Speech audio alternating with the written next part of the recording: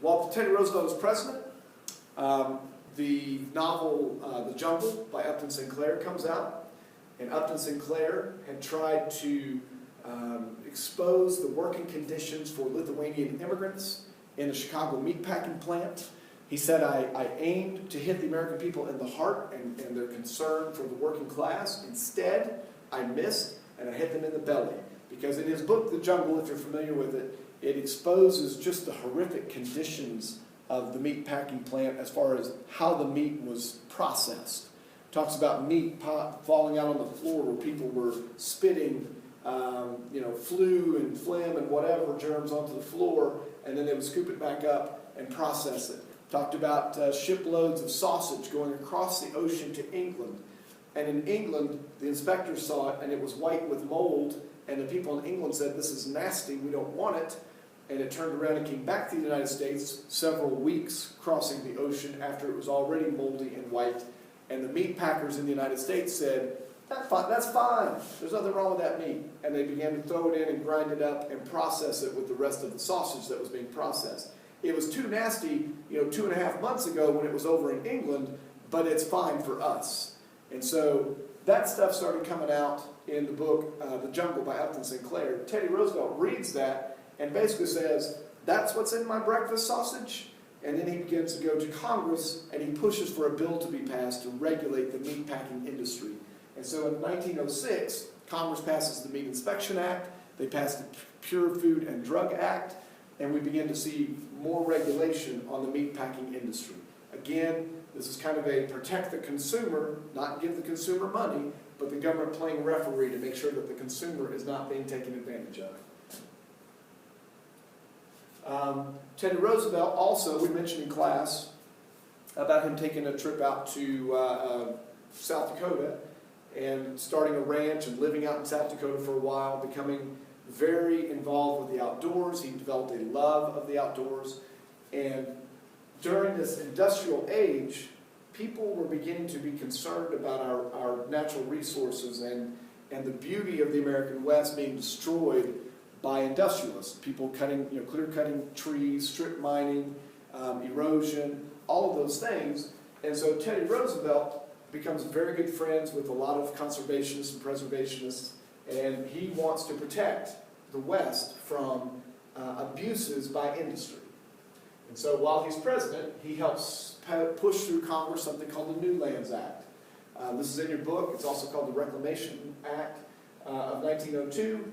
But essentially what it does is out west, if you remember from the discussion of the Populists and the Wicked Witch of the West and the Wizard of Oz, the way the West was going to conquer their problems was with water. The New Lands Act essentially creates a system where the government is going to sell off public land out west, take the money from that, build dams and reservoirs and aqueducts so that water could then be distributed to new cities. Like as a result of this, you'll see Phoenix will develop because they build Roosevelt Dam near Phoenix. You see around Las Vegas and in Nevada. Mr. Newland was a senator from Nevada. And so out west, they're taking public money and they're spending it to build dams and create an irrigation system to be able to farm and pump water to people's houses. Farmers who prospered from this would then be taxed, and money would then be put back into a fund for future dams and aqueducts and reservoirs. Today, there are a lot of environmentalists who say this damaged the environment, the natural environment, by diverting water from streams, and so there's a push by environmentalists to go back out and blow up a lot of these dams and restore things to the way they originally were intended to be. Obviously, farmers out west today object greatly to that. They built Roosevelt Dam, I mentioned, and he sets aside 125 million acres of western land into federal reserves and national parks. We created several new national parks. He becomes very good friends with a guy named John Muir. There's a place north of San Francisco called Muir Woods. John Muir was from California, and there's a place called Hetch Hetchy Valley that was a big controversial place where they wanted to build a dam, and he was afraid they were going to destroy things. That's in your book. John Muir is a preservationist. Teddy Roosevelt at heart is a preservationist, but politically he is a conservationist. And he appoints a man named Gifford Pinchot to head up the Department of the Interior, who's going to basically create the National Forest Department. And so John Muir and preservationists said, we can't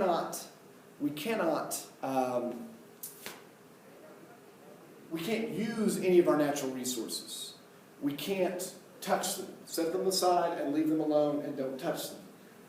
Gifford Pinchot and Teddy Roosevelt said, actually, we can use them, we just need to use them wisely. We need to conserve them. So you can cut some timber, you just can't clear cut a mountainside. You can do some mining, you just can't strip mine the entire side of a mountain. And so we're going to manage our resources with Gifford Pinchot. John Muir and preservationists said, don't touch them at all, leave them alone. And so there's going to be a debate back and forth about that. Teddy Roosevelt, we talked about in class, after he does his second term, he will leave office, he'll go back home. He goes to Africa and all kinds of places, but he anoints William Howard Taft to take his spot. When William Howard Taft comes in, Taft is more of a conservative Republican than a progressive Republican.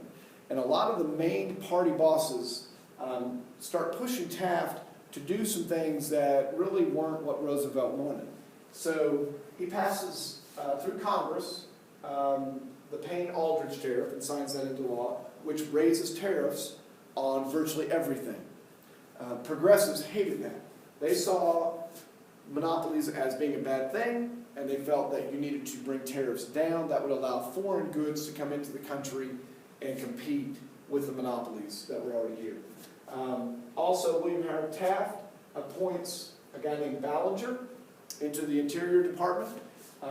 Pinchot is going to head up the Forestry Department. These two guys begin to have a battle between them. Pinchot was Teddy Roosevelt's guy. Ballinger is Taft's guy. And Pinchot goes to Taft and says Ballinger is siding with big business and allowing them to come in and use up resources and strip mine and clear cut timber and all those kinds of things, allow sheep grazing, all of this kind of stuff, and it's messing up the environment.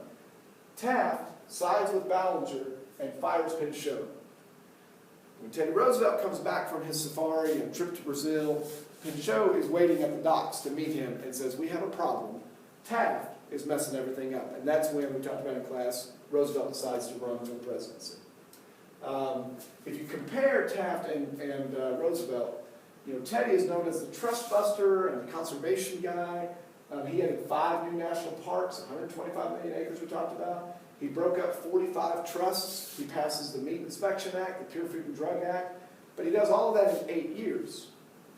Taft, in 4 years, half the time, adds more national forest land in acres. He does more than 125 million acres. He breaks up over 90 trusts. He established the Bureau of Mines to make sure that mine workers were protected. He establishes the Children's Bureau to make sure that children and child labor, that they're not being abused in the workplace.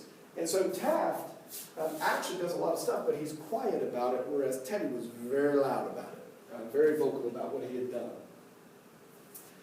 When you're reading the AMSCO book and you're reading the textbook, make sure you look up these two guys and these two programs.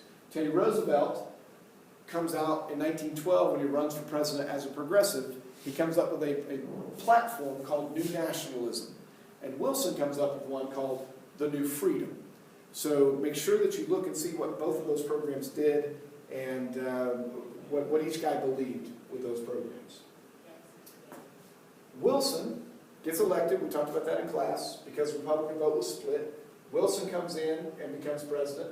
He will actually, this is a picture of him on the background, of him addressing Congress in his State of the Union. He is the first president since, I believe, Washington, to address Congress with the State of the Union address, to stand before them and speak.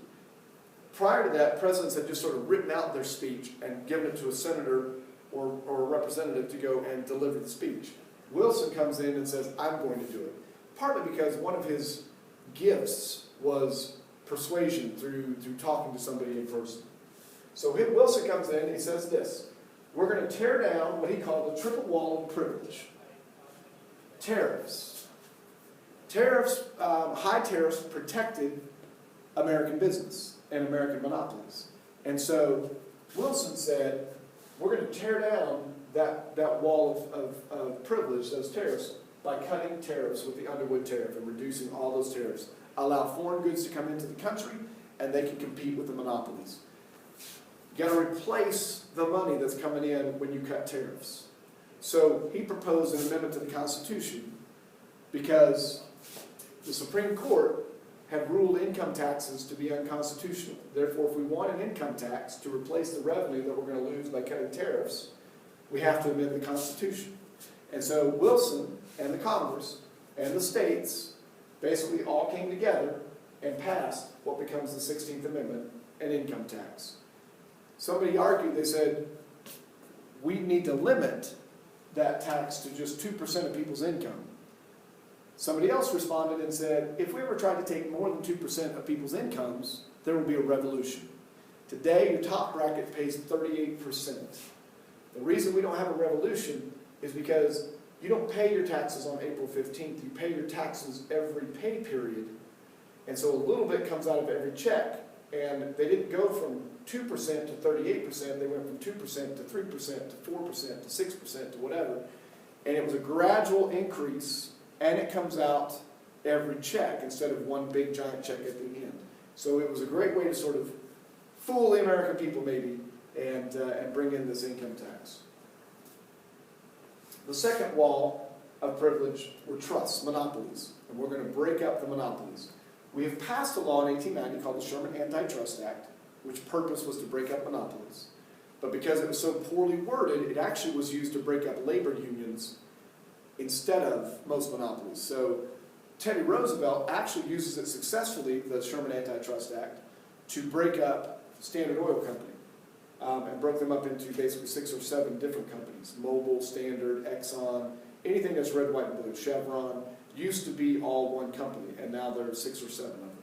So, but overall, the Sherman Antitrust Act was ineffective. So Wilson comes along and gets passed through Congress, the Clayton Antitrust Act. It basically gives the government some teeth, some power to destroy monopolies and break up monopolies that they don't think should be together. And so Samuel Gompers, American Federation of Labor, says it was the Magna Carta of labor because it allowed, it had an exception for labor unions. Labor unions could organize and try to sort of build a monopoly of labor. And so it favors the labor unions and is going after big business. They also passed the Federal Trade Commission. And what that says is if companies today, we've had a lot of mergers today between phone companies. And if the phone companies want to merge or airlines want to merge or other industries want to, cable companies want to merge, they have to go to the Federal Trade Commission and get permission. And they will decide whether or not that merger creates too big of a market share that would be bad for the consumers. And so they have to get permission from the government before they can start to merge. And the last one was the banking system. And so we needed a centralized banking system. So Wilson comes in and creates the Federal Reserve Act of 1913. Some people call it the Third Bank of the United States. And we've reestablished that centralized banking system that Andrew Jackson had destroyed. So make sure you read your book on that.